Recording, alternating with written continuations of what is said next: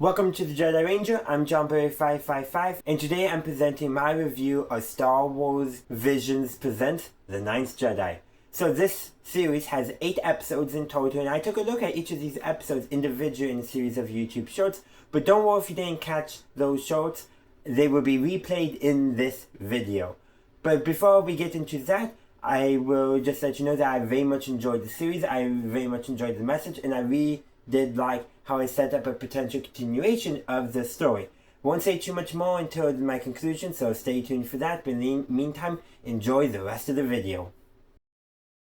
Hey there, it's JohnBerry555, and welcome to the Jedi Ranger. So, I'm going to be doing a series of shows where I review each episode of Star Wars Visions Presents The Ninth Jedi, because it got its own series. So, while Ronan also got a sequel and a spin-off book, The Ninth Jedi got a sequel and a spin-off series. So this episode does continue where the previous two left off, and I really much enjoyed it.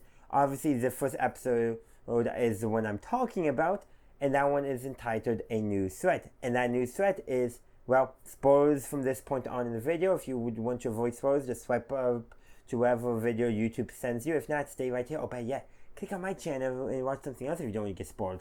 But that's sidetracked. Let's actually talk about a new threat, and that threat is a Sith. Granted, they don't know it's a Sith yet. They use a black hole, which is more Star Trek-ish, in my opinion, than Star Wars-ish, to escape that Sith pursuer by hoping his ship would get trapped in there and not be able to escape, while the more nimble ship would be able to escape, which that's correct. But the Sith uses the Force so that way his ship doesn't get trapped, I should say. And he ends up tracking them to another planet where a former Jedi is now a very powerful merchant who's the lord of that planet and does not really want to get involved in order to protect his planet. And I do understand where that's coming from, but just because his merchant kingdom, for lack of a better term, is independent doesn't mean the bad guys, the antagonists, will respect that. Look what happened to Lando. Come on. Know your history. Actually, who knows how much of actual Star Wars canon is history, though the episode did open with a shot of a destroyed Senate building that we see, not the big one, the smaller one that we see in Star Wars in the prequel, so that is something just of interest to take note of. But besides all of that, they use some trickery to get on board the Sith ship in order to shut down his droid forces, and well, they actually do succeed. But Cara learns that her father may still be alive. Oh, actually, we actually see that confirmed. But the Sith tells Cara that her father is a collaborator. Ooh, that's not a good word. You do not want to call someone a collaborator. Of course, to us, the audience, we get revealed that that Cara's father is a prisoner. That is revealed to us. And in fact, the other character, whose name is eluding me, not Margrave Jewel or any of the others, but one of the other younger Jedi in the cast. He actually goes to basically, I guess, the headquarters of the antagonist planet and discovers the antagonist, not Sith himself, has a blue lightsaber. So the antagonist is a Jedi and has a Sith working under him? Interesting. I wonder where this will go. And well, we'll find out in episode 2, so stay tuned for that. Hey there, it's JohnBerry555, and welcome to the Jedi Ranger. Today I'm continuing my series of shorts taking a look at Star Wars Visions Presents The Ninth Jedi. So in this episode, I'll be talking about episode 2, A Hidden Weapon. So this episode continues off where obviously the previous episode ended. Margrave Jewel, Cara, and the rest of the Jedi are looking for allies. Meanwhile, the other character whose name I am blanking on because I'm forgetting to look it up is still on that general's capital and spying, seeing what's going on, and he discovers that the general who wants to take over the galaxy is building something with kyber crystals. But we're going to get back to that in a moment. And if I didn't mention already, spoilers. Just swipe away if you don't want spoilers, or just click onto my channel and watch some other video. But going back to the episode, they go to a mining asteroid to rally the miners as some of the first official allies. Miners are led by a former Jedi who grew up together with Margrave Jewel, studying to be a Jedi alongside Cara's father. And we learn in this that Cara's father apparently killed their master. Why? They don't know. And so the Jedi they meet, like, yeah, he's a bit mad at that, but he decides that, well, he'll help rescue Cara's father and find out the truth from his own mouth, which is honestly understandable because neither of them know the full truth. They just know that there was a confrontation and their master was killed by Kara's father, who then fled, exiled, and ended up in Margrave Juro and asking for basically sanctuary with Kara. So I wonder if there could be some kind of attachment thing going on. But anyhow, they rally the miners, and so they have their first official allies. And by the way, the planet that the mining colony is near looks awfully like Yavin, and the nearby moon looks a lot like Yavin 4. It's not the name, it's Bivin or something like that. But just a little bit of linguistic drift, and that would make some odd sense, I'm just saying. And Yavin 4 in Legends was home of Luke's Jedi Academy for some time, so loose parallels. Now, obviously that's probably not the case. But before I end this video, I do want to mention that hidden weapon, a Kyber cannon, which is demonstration to be targeting Bivin. But I'm pretty sure Kara's father uses the Force just enough to cause it to be a near miss, which I think is really interesting. They couldn't stabilize the crystals without him, but I do think he does not condone the idea of using Kyber crystals as a weapon in such a way, like somebody else from Star Wars canon. Yeah, I'm seeing some parallels here and there, of course. But yeah, I do think he purposely caused a near miss using the Force. But that's just what I got to say. Let me know your thoughts on this in the comment section and stay tuned for the next episode. Hey there, it's JohnBerry555 and welcome to the Jedi Ranger. Today I'm continuing my series of shorts taking a look at Star Wars Visions present The Ninth Jedi. Today I'm looking at episode 3, Voice from the Past. So this episode obviously follows off of the previous episode and there will be spoilers, so swipe away if you don't want to see spoilers, or better yet, go check out my channel. Or better yet, go check out my channel. But this episode, like I said, does continue off and with that near miss, which is confirmed to be an actual miss. So sadly, the planet does not escape that destruction totally. They got enough time to now evacuate everyone. In fact, the person who rules the planet, she has a ship in storage. She knows the ship is there, so she's willing to activate so to help in evacuation. The miners all get together, get their ships, they call on other miners to help evacuate all the citizens of the planet. And, well, so does the Jedi. Of course they're going to go help evacuate, that's what Jedi do. And Kara actually goes to help rescue the ruler because she, well, I forget her name, but she accidentally falls on top of the ship that she went to go get. And from her, though, Kara actually learns a lot more context of what happened to her father. What did her father do? There's more context, and that context is that a disagreement between Kara's father and the Jedi Master on how involved the Jedi should be in politics. Very interesting, not what I predicted at all. So, okay, so in disagreement then, and apparently during the lightsaber duel, one of the lightsabers started turning red. It's implied to be Kara's father's lightsaber, but they were holding each other's lightsaber because they were grappling at the time, so it is something of interest to take a note. And then Kara's father's lightsaber in the flashback turns clear, which is also interesting to take a note of. But eventually they get that ship working, and most importantly, Margrave Juro and I forget the other character's name sadly, are able to get the hangar open. Of course, Kara goes to look in the ship, sees they can move stuff around to find room, and finds something interesting. A bunch of people in carbonite. The former trade representatives that mysteriously disappeared that Kara's father and also Juro's Jedi Master conveniently chose the replacement stuff in the ship that he used for trade negotiations.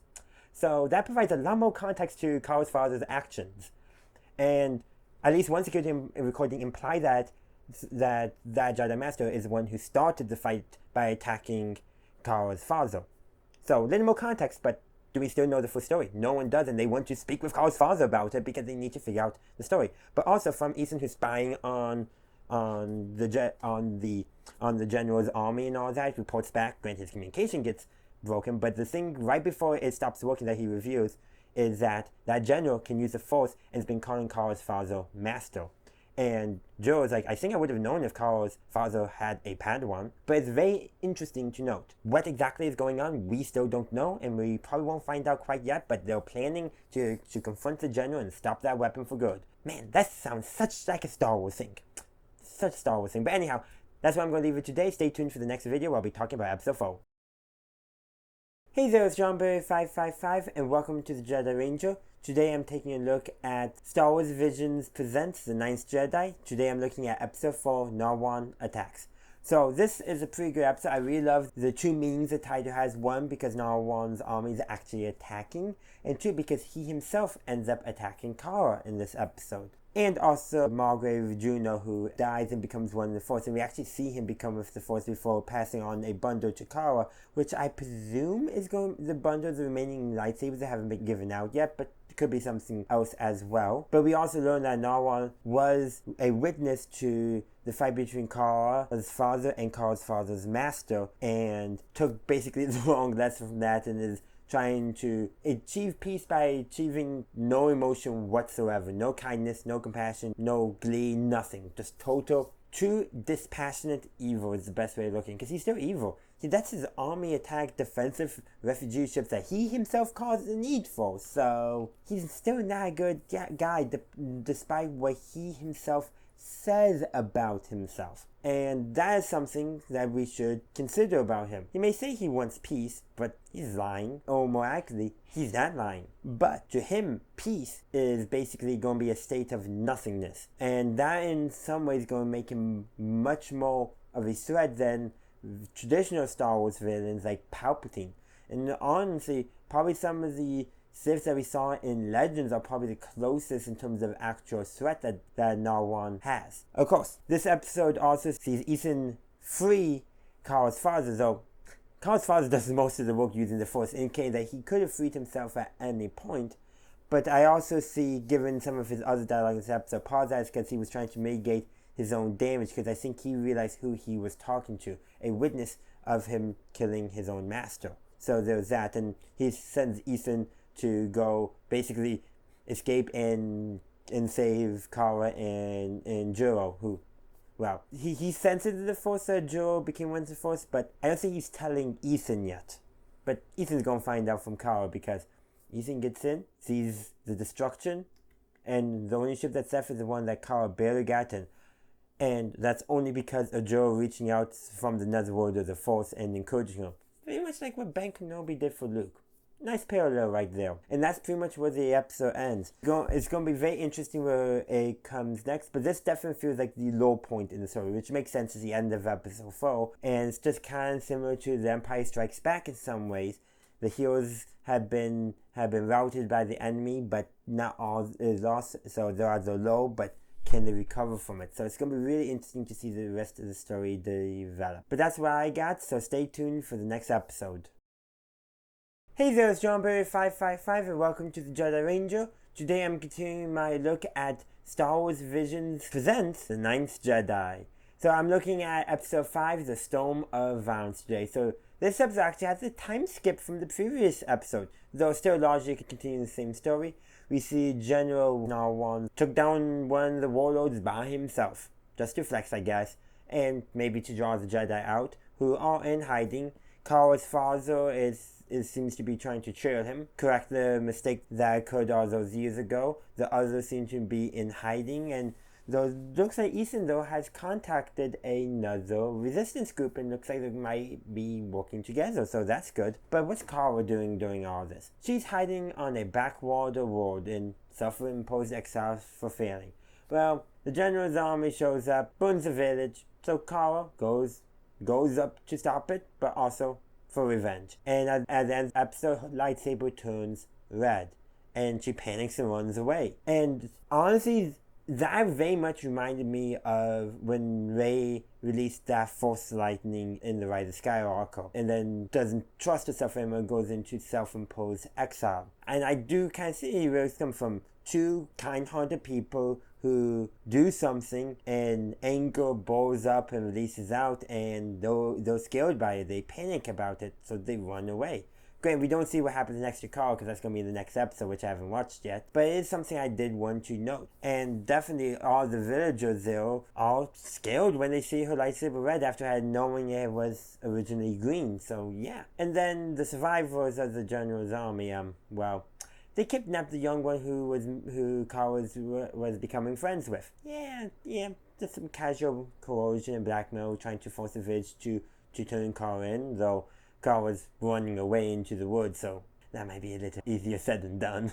But yeah, no, seriously, this is probably going to be the lowest emotional point for Kara. She has no moments wanting to hear Joro's voice again, most likely through the Force. She needs that guidance. She really does need that guidance, I feel like, in this moment. Even if she could just reconnect with the rest of her friends and the rest of the surviving Jedi, that would help her out because that would kind of ground her.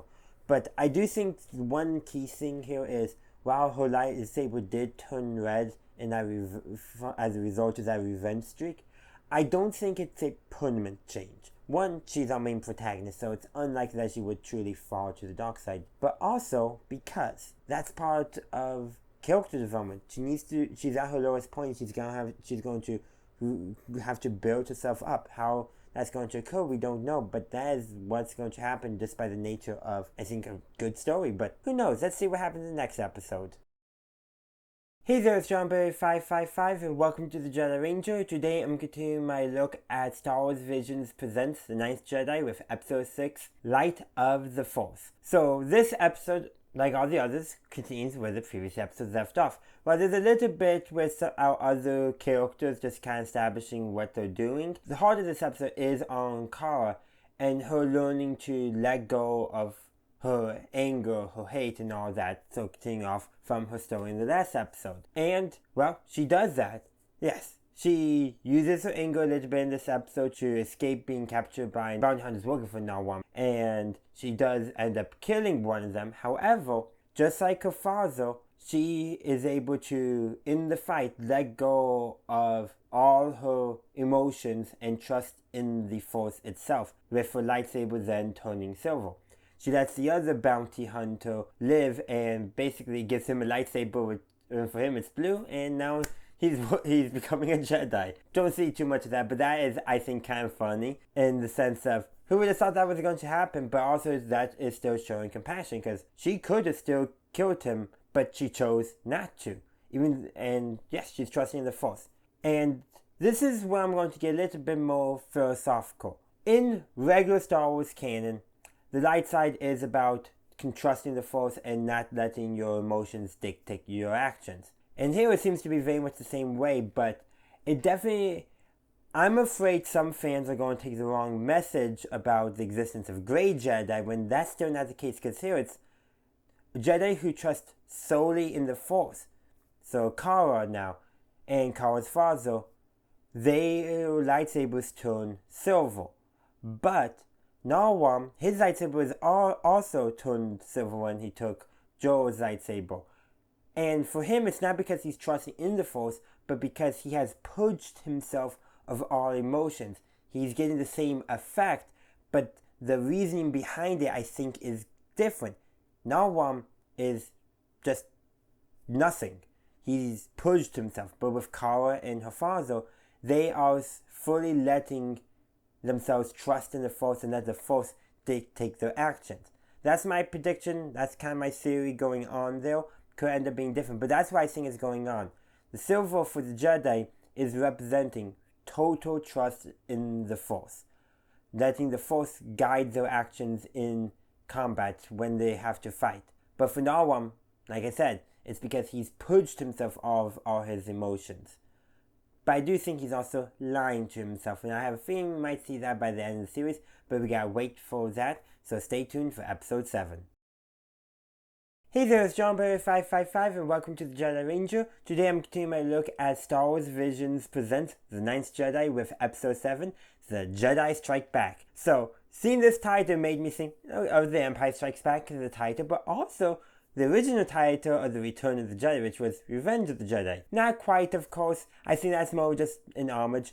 But in this episode, Cara reunites with her father and the other Masterless Jedi, and also too, the Bevan Defense Fleet shows up to help them, the miners that were also in that episode, and also that other former Jedi who is now leading a independent city-state. All of them are now together to defend a gigantic kyber crystal from General Hawwan's forces. Sadly, spoilers, of course, they do fail at defending the crystal. Hawwan's forces do take it. However, they do stop the Sith that's in the employ of the General, and also the big droid that Sith had. And the Sith, well, he's more machine now than man. Actually, he's more like General Grievous than Darth Vader. And they clearly did a few shots to make him look vaguely like General Grievous with 4 appendages fighting at once. Come on. But Cara and her father both defeat their respective opponents, the Sith, well, actually, the Sith's droid and the Sith respectively, by trusting in the Force, letting the Force guide their actions.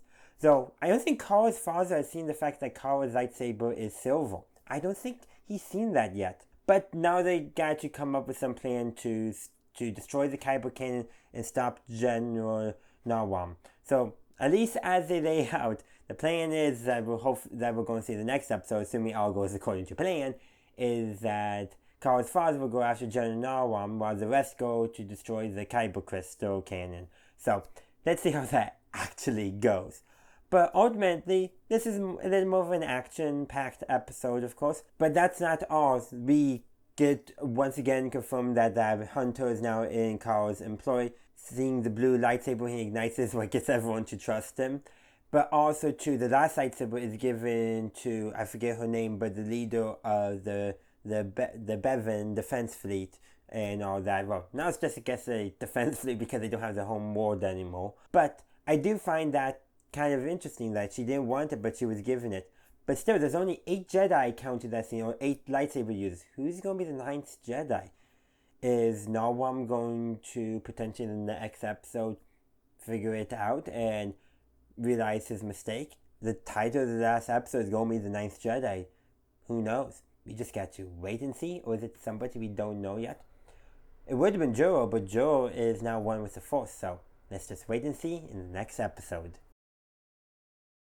Hey there, it's JohnBerry555 and welcome to the Jedi Ranger. Today I'm continuing my reviews of Star Wars Visions Presents The Ninth Jedi with the 8th and final episode, coincidentally titled The Ninth Jedi. So, I had made some incorrect predictions in the last episode because I figured the Ninth Jedi, there's gonna be 9 Jedi. Nah. No, but it honestly does make sense because the Ninth Jedi, same thing as way back in the original Ninth Jedi, that from season 1 of Star Wars Visions, is Cara. This story is her story. And just like how she earlier learned to set aside her anger and able to fully give herself over to the Force when in combat, in this episode though, she's tired of taking lives and her lightsaber once again turns green, reflecting her state. No. And she does, though, defeat General Hawwan that way. Basically, turning off the lightsaber right before it could actually impact and turning it back on again, making him think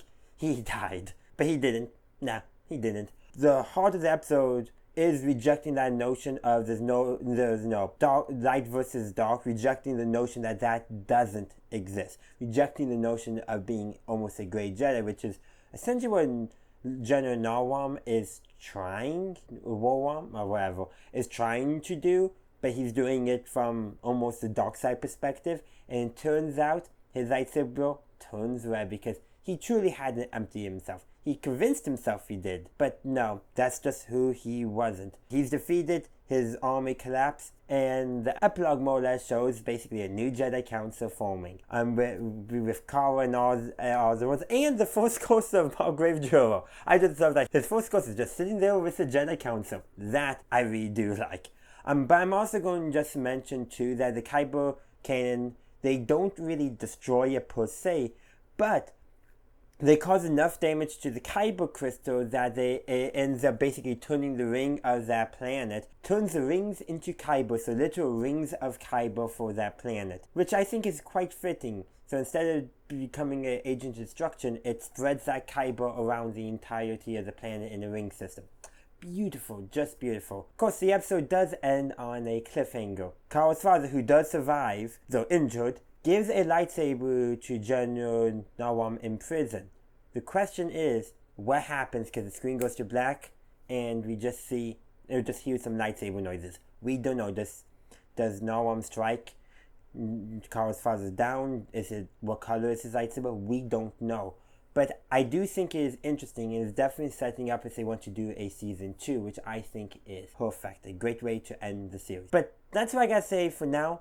Coming soon, full video on the entire series, so stay tuned. So now that I took a look at each individual episode, let's actually take a look at the entire series.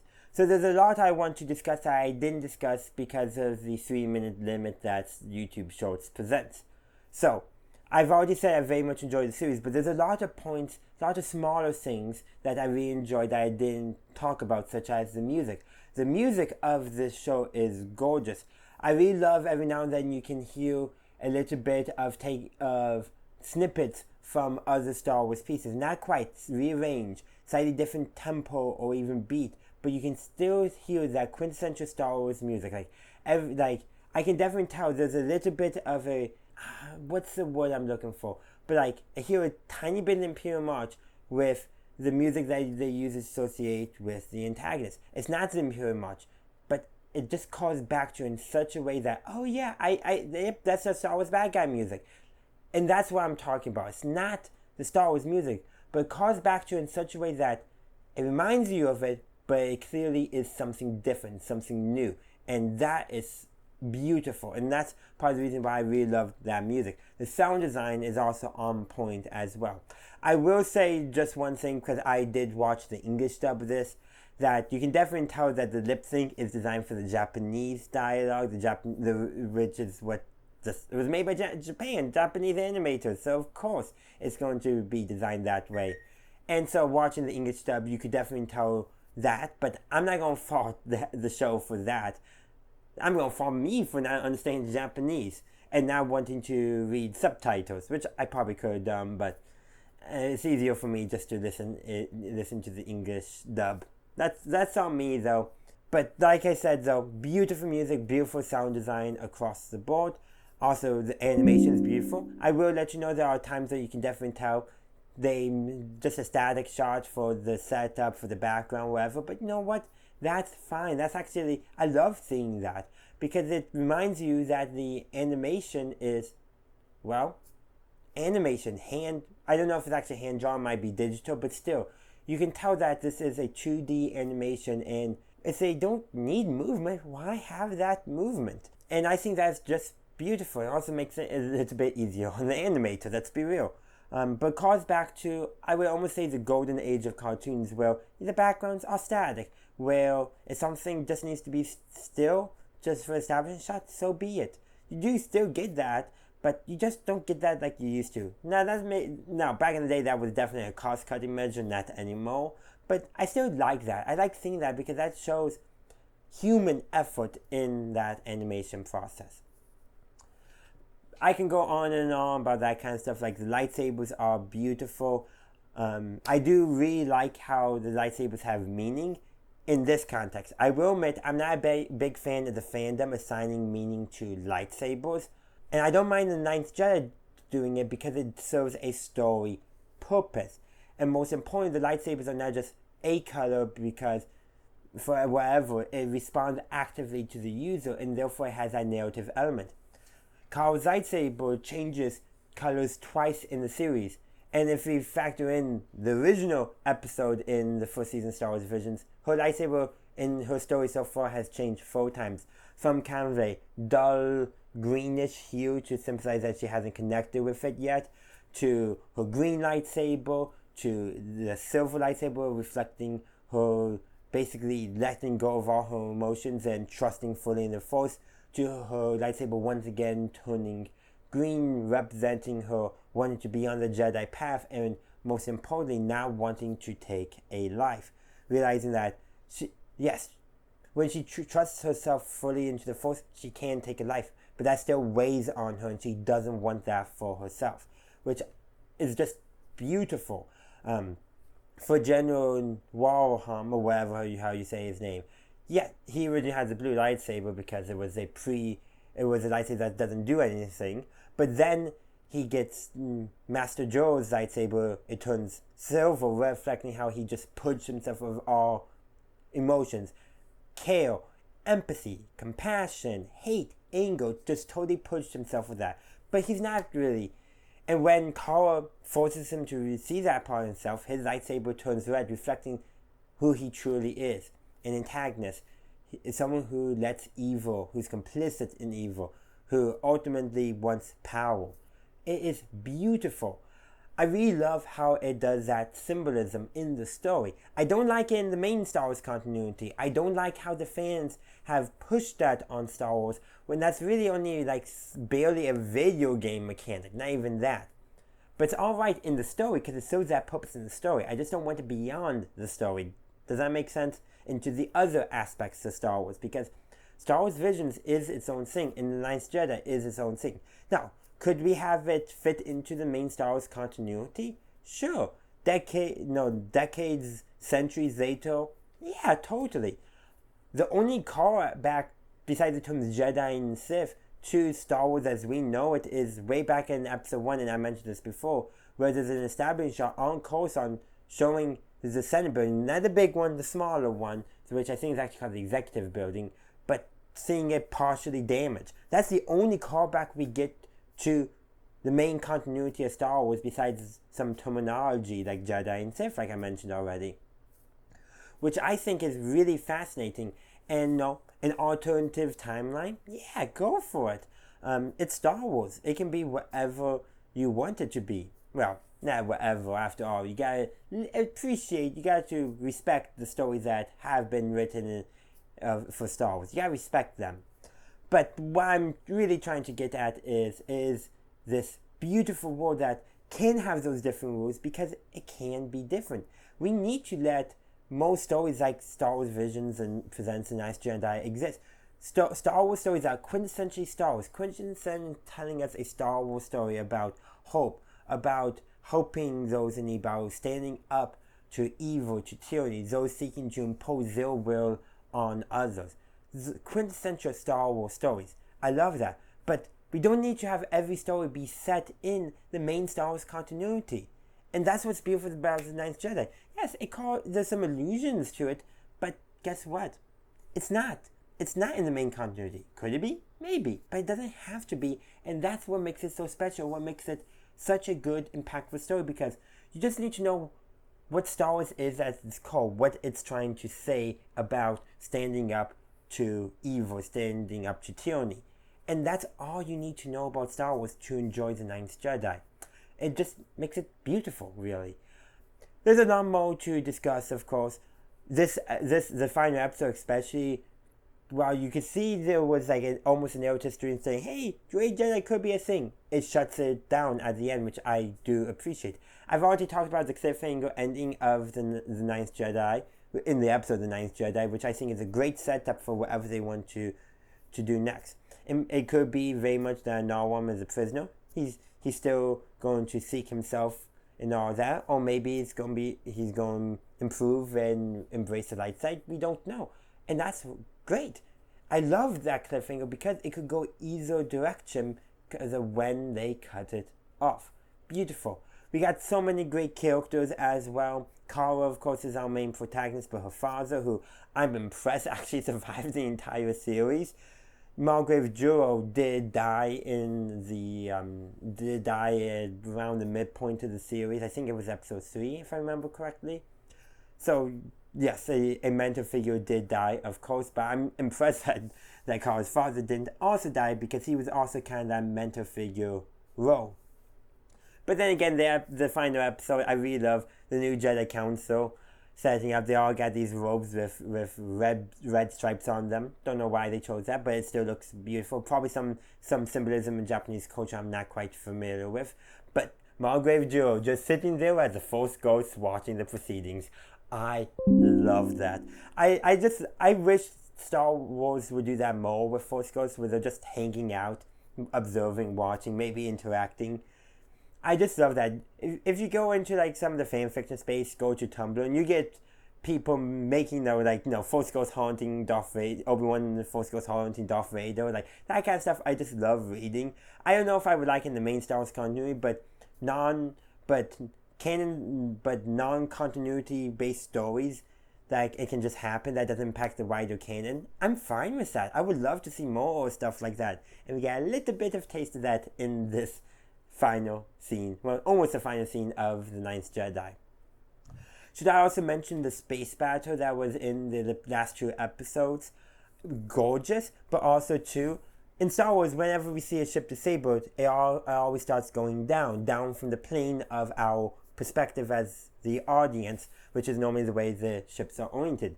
But they're in orbit of a planet, but the ships are going up towards the planet. I love that.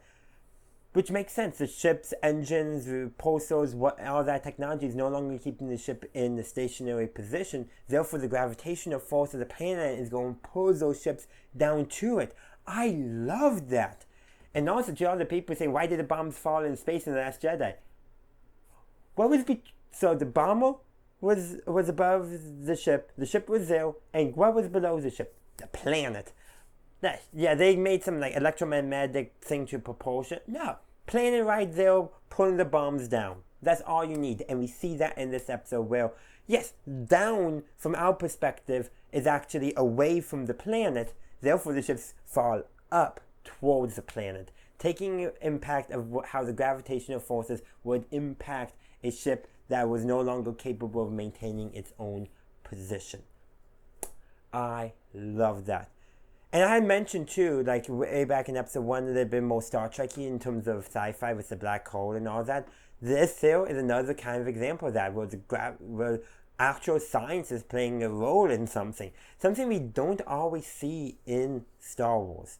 But that's all I got to say. Is there more I can talk about? Oh, certainly. And probably, if I forget something, expect a follow-up video. But let's continue the discussion. The comment section is wide open, so let me know your thoughts on Star Wars Visions Presents The Ninth Jedi. Let me know your thoughts on the individual episodes, on even the 2 episodes that were part of basically the original episode in Star Wars Visions Volume 1, and the second episode, the sequel episode, I should say, in Star Wars Visions Volume 3. Let me know your thoughts on all of this. I would love to hear your thoughts. Thank you for watching my video. I do hope you enjoyed it. If you did, please be sure to give this video a like and share. Also, consider subscribing to my channel to stay up to date on all my latest content. In the meantime, thank you for watching, and as always, have a good day, a good night, wherever you are. May the Force be with you, always.